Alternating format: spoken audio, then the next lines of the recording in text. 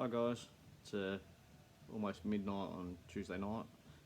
I'm out in the shed again. I was playing darts and having a couple of drinks, and was just sort of sitting here pondering life, thinking about some of the things that I've been through that might be interesting to share. Maybe, maybe not. And I thought maybe I'll make a video of it and put it on Facebook. Um, so basically, um, probably one of the topics I'd like to talk about is being disabled and some of the challenges that I've had to overcome. Right from a very very young age, I knew that things were going to be different in some way. I was born in the early '80s, and in primary school I was picked on constantly by students and teachers in my first primary school. Teachers used to put me to the back of the class. Kids used to deliberately pick on me, and I used to get bullied every single day and bashed every single day. I used to come home with bruises all over my shins. I thought that was normal. My parents didn't know about it because I don't think I ever spoke about it. I don't think, simply because to me that was just normal. That was part of everyday life. So when my parents eventually found out what was going on, how I was getting picked on by the teachers and whatnot at this particular school, they shifted me off to a special school for visually impaired kids, and from that was from grade 3 to grade 7 or year 7, and basically up until year 6 I was bullied, and then from year 6 to year 7 my school bully that I had went off to high school. So then I started to sort of flourish, and came into myself and learned how to look after myself in the schoolyard. Didn't really get into too many punch ups. I had a couple, but nothing major at that age. That's sort of you're learning to defend yourself. I did have kids that tried to pick on me, but they learned very quickly not to. Mainly because I would just stand my ground, not because I'd throw punches. I'm not a violent person, so that never occurred to me to do that sort of stuff. It was just stand your ground, don't let people push you around. And I always used my voice because at a very, very young age, my voice broke, and it basically became what it is now at a very, very, very young age. Like I think I was in year 7 or something when my voice went deep. So when I hit year 8 in high school, kids didn't bother me as much, and I had the attitude of I don't care. You're not going to bother me. You're not going to pick on me if you try. I'm just going to push you away, and that will be it. I became very much a person to go to if people had problems. They seemed to think that I would stand up for them, which I did. I was always the person that would help the underprivileged kids or the kids that couldn't look after themselves. I was always the one to go to help them. From a very early stage in high school, that was what it was like. Even in primary school, that's what it was like. But when I got out of school, well, even through my high school years, I had kids pick on me, and one particular incident, I had a kid. I just had my eye operations. I had lens implants put in, and I had a kid that had started to pick on me in class. And being the tough kid that I thought I was, I said, "All right, you and me on the oval Monday lunchtime. We'll sort this out." And come Monday morning, I've gone to the kid and said, "Look, it's not worth fighting you, because if you get a lucky punch, you're not going to lose my eyesight completely. I'll go completely blind because the lens implants won't last." At the time, I felt like a bit of a coward and a wimp because I was backing out of that, but I found out a few years later that I had a lot of kids that were backing me and thought that I was actually quite tough for standing up and saying that I wouldn't fight. So it was. I mean, you don't have to fight every fight. You can walk away. Sometimes it's the best thing to do. Sometimes you have to, if you've got your back up against the wall. Sometimes you have to fight. But I've been fortunate enough not to have to fight. I tend to be able to talk my way out of things quite easily, which is nice. But yeah, so my school life was pretty bad. I was picked on through high school a little bit. I did have a couple of scraps, but they didn't last long. I ended them very quickly. And when I got out of high school, I dropped out. I dropped out in year 10, I think, study year 10, and I had a pretty massive incident at school where I was accused for dealing drugs at school. My parents knew that it wasn't true, and my parents were called in. The teachers threatened to not let me go to any other school. I really don't know what the whole issue was there, but basically my parents said to me a couple of weeks later, do you want to stay at school? And I said no, because I was at that point, I was getting picked on by the teachers, and they weren't teaching me properly because of the rumours that were going around that I was a drug dealer. Ironically, the person that apparently seen me dealing drugs was a person that had worse sight than me. So, go figure. The person that apparently seen me was standing 50 metres away from where I was dealing the drugs, and they've got worse sight than me. So, but I was lucky enough. My parents allowed me to leave school, providing that I had a job to go to. So I went to school one day, handed in a note saying, right, I'm going, and I went off to a job interview, wearing a suit. No one at school seen it coming, which was quite funny.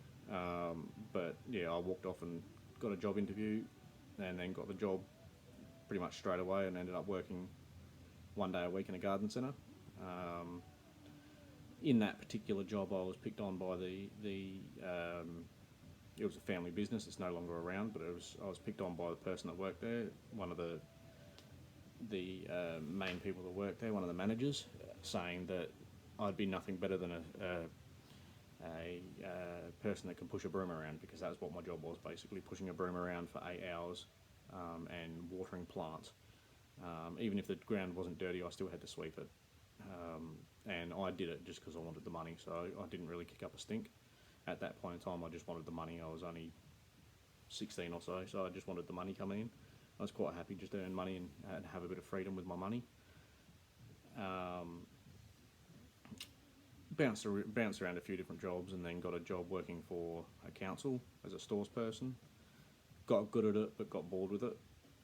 Thought I was better than that, and then went off and did my own thing for a while, and went through a bit of life's journey for a little bit. Let's say that. I mean, that's a story for another day.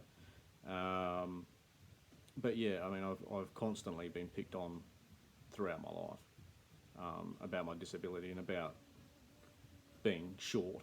I mean, I'm 5'7", so don't consider myself to be too short, but I'm not too tall either, obviously.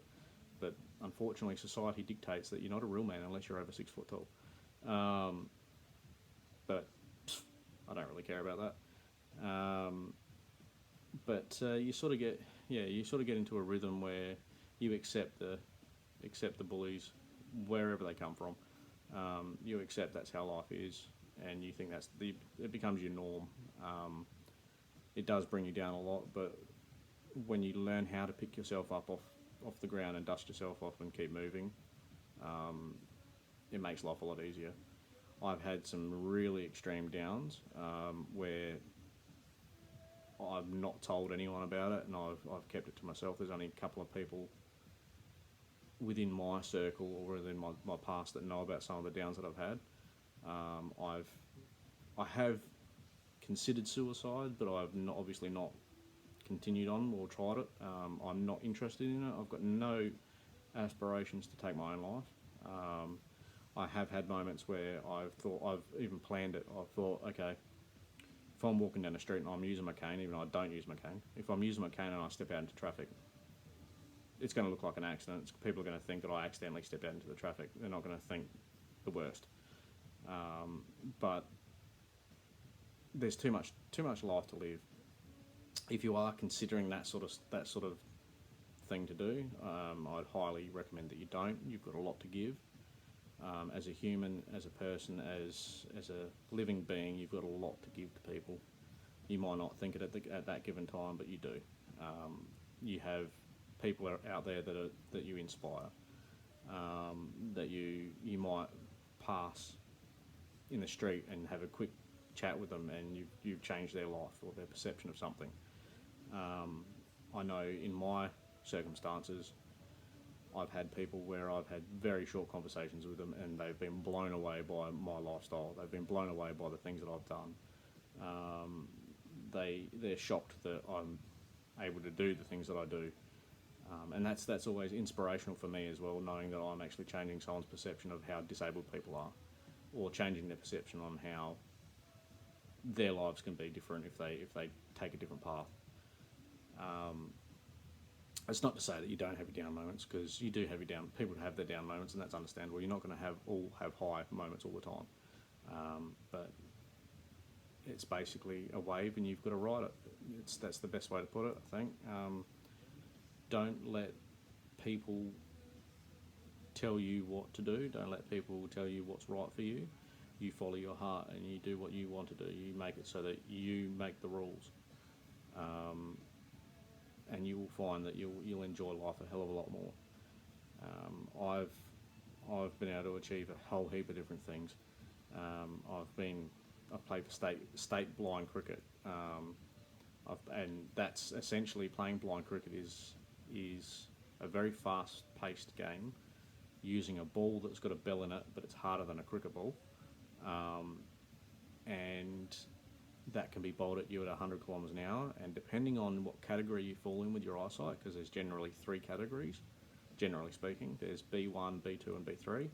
B1 is totally blind, B2 is partially, and B3 is visually impaired, but I think it's not more than 6/60 vision or something like that.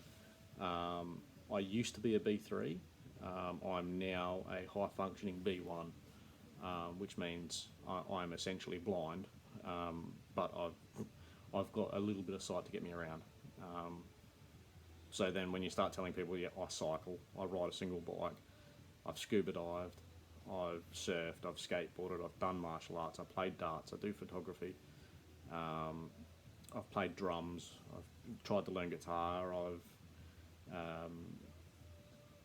I've been very independent in my life, the way I operate.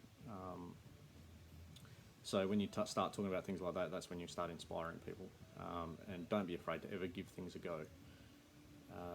It's even if you think you can't do it, you probably can. You're just afraid. Deep down inside, you're afraid of doing whatever it is.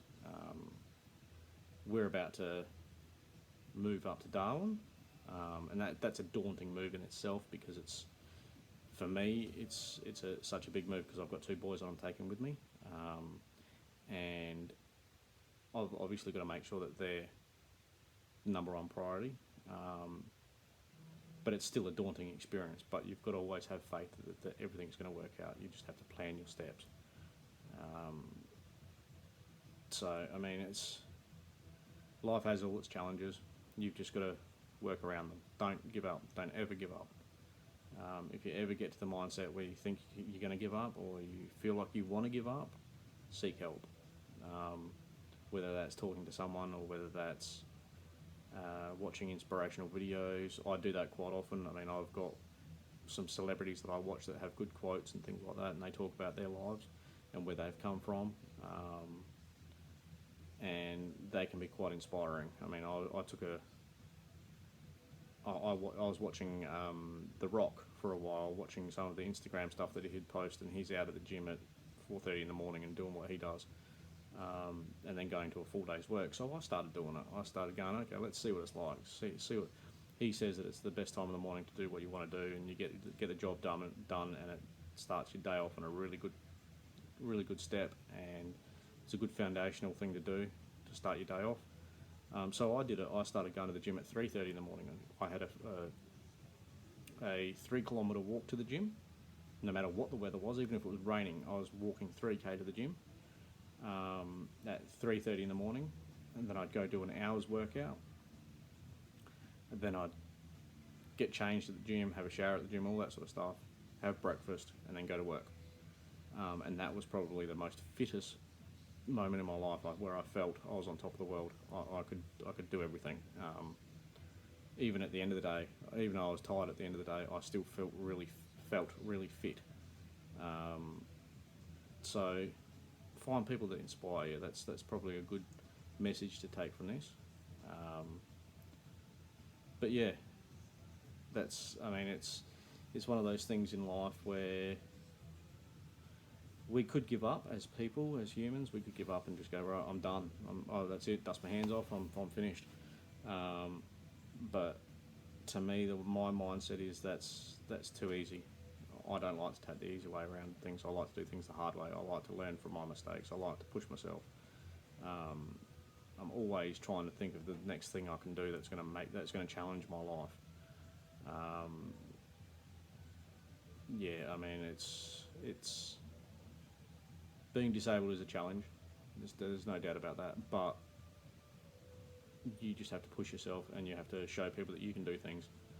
Um, it's surprising how many people think that you can't do things. I've had people that have said to me, how do I tie my shoelaces in the morning? I've had people say to me, how do I get to work? How can I survive? How do I cook? How do I eat? Some really crazy comments that I've had. But it's not really, when you think about it, it's not really that difficult to do some of those basic tasks.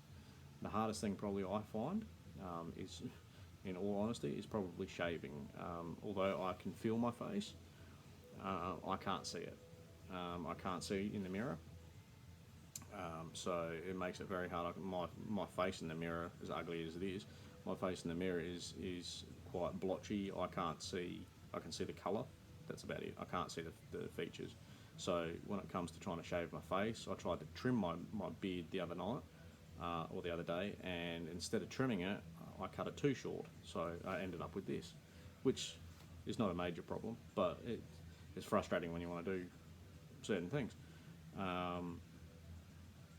But in the grand scheme of things, is that if that's my biggest issue, then I've got quite an easy life. Um, yeah, you speak to anyone that's got a vision impairment, and you'll find all different people have different ideas on how they live their lives.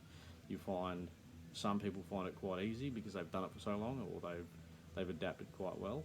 Um, I've got a couple of friends out there that are visually impaired who have made successful lives, but I also know people out there that aren't so successful because they're not willing to push themselves. They're not willing to get off their backsides and do something about it. They're not willing to change their life. They just want to sit and collect a pension, or they're so far in a rut where they just don't want to do anything.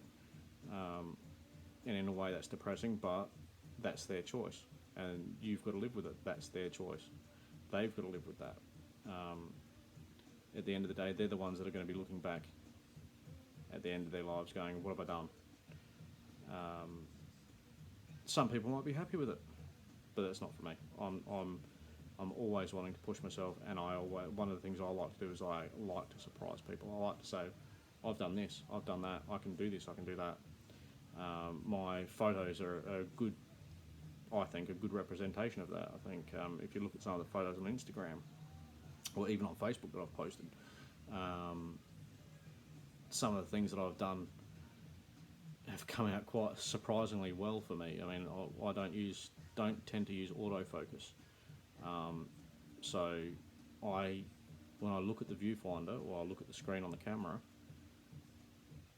what I know is blurry in my eyes, I know that it's clear for a normal-sighted person.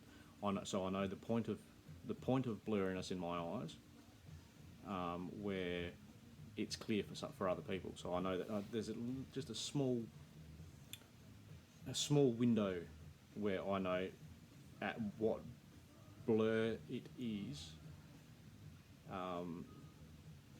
That will make it clear for the people that can actually see it. That's sort of the way I don't know if that makes sense, but that's sort of the way I operate with it. So I am quite surprised with some of the photos I take that they come out as clear as what they do.